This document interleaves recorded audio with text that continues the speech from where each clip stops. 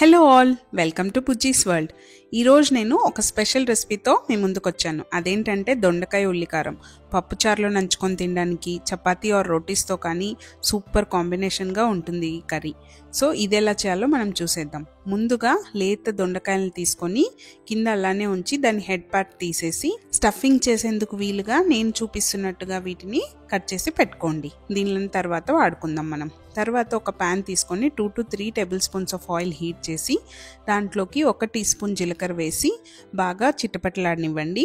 దాని తర్వాత ఒక మీడియం సైజ్ ఆనియన్ను చిన్న చిన్న ముక్కలుగా కట్ చేసుకొని ఈ జీలకర్రతో పాటు వేసేసి బాగా ఫ్రై చేయండి. ఆనియన్స్ సాఫ్ట్గా అయ్యేదాకా బాగా ఫ్రై చేయాలి. ఎప్పుడైతే ఆనియన్స్ సాఫ్ట్ అయినాయో అప్పుడు 7 నుంచి 8 వెల్లుల్లి రెబ్బల్ని ఇందులోకి వేసుకొని బాగా ఫ్రై చేసుకోండి. దాని తర్వాత ఒక కొంచెం చింతపండు వేసి అలాగే మంచి కలర్ కోసం పసుపు వేసి ఒకసారి బాగా రోస్ట్ చేయండి.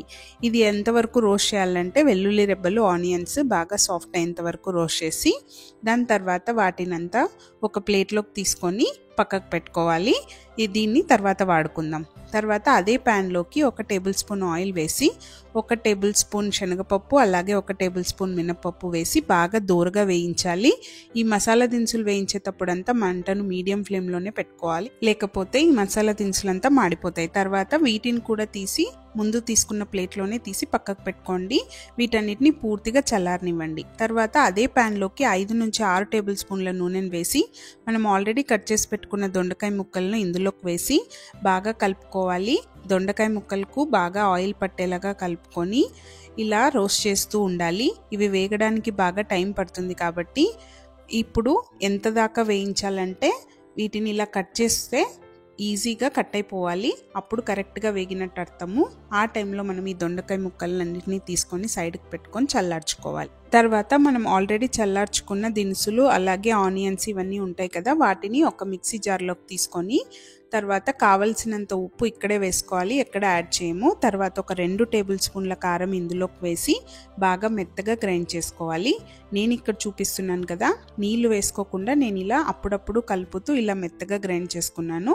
తర్వాత మనం గ్రైండ్ చేసుకున్న పేస్ట్ అంతా దొండకాయ ముక్కలు తీసుకున్న ప్లేట్లోనే సైడ్కి పెట్టుకొని ఒక్కొక్క దొండకాయ ముక్కలను తీసుకొని నేను ఇక్కడ చూపిస్తున్నట్టుగా మధ్యలో స్టఫింగ్ చేసి జాగ్రత్తగా దాన్ని క్లోజ్ చేసేయండి. ఇలా అన్ని దొండకాయ ముక్కలను మనం నేను చూపిస్తున్నట్టు విధంగా బాగా స్టఫింగ్ చేసుకోండి.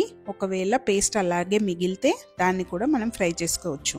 తర్వాత మనం ముందుగా యూజ్ చేసుకున్న ప్యాన్లోనే ఆయిల్ ఉంటుంది కదా, అందులోనే ఈ దొండకాయ ముక్కలను వేసేసి బాగా ఫ్రై చేసుకోవాలి. ఒకవేళ పేస్ట్ మిగిలిపోతే ఆ పేస్ట్ను కూడా ఇందులోకి వేసేసి ఫ్రై చేసేయండి. ఇక్కడ అన్నిటి కొద్ది ఇంపార్టెంట్ పాయింట్ ఏమంటే మనం మంటను లో నుంచి మీడియం ఫ్లేమ్లో మాత్రమే పెట్టుకోవాలి, లేకపోతే మాడిపోతుంది ఈ మసాలా పేస్ట్ అంతా. తర్వాత మంచి ఫ్లేవర్ కోసము పచ్చి కరివేపాకుది ఫ్రెష్ యాడ్ చేయండి. చాలా మంచి ఫ్లేవర్ వస్తుంది ఈ ఉల్లికారంకి ఈ కరివేపాకు వల్ల. తర్వాత ఇలా ఫ్రై చేస్తూ ఉండండి. ఎంత దాకా ఫ్రై చేయాలంటే మసాలా బాగా వేగినట్టు రోస్ట్ అయిపోయినట్టు మనకు తెలుస్తుంది. ఆ టైంలో ఒక ప్లేట్లో తీసుకొని సర్వ్ చేసుకోండి. పప్పుచారుతో పాటు తినడానికి సూపర్ కాంబినేషన్ ఇది. అలాగే రోటీస్లోకి చపాతీస్లోకి కూడా బాగా ఉంటుంది. ట్రై చేసి చెప్పండి.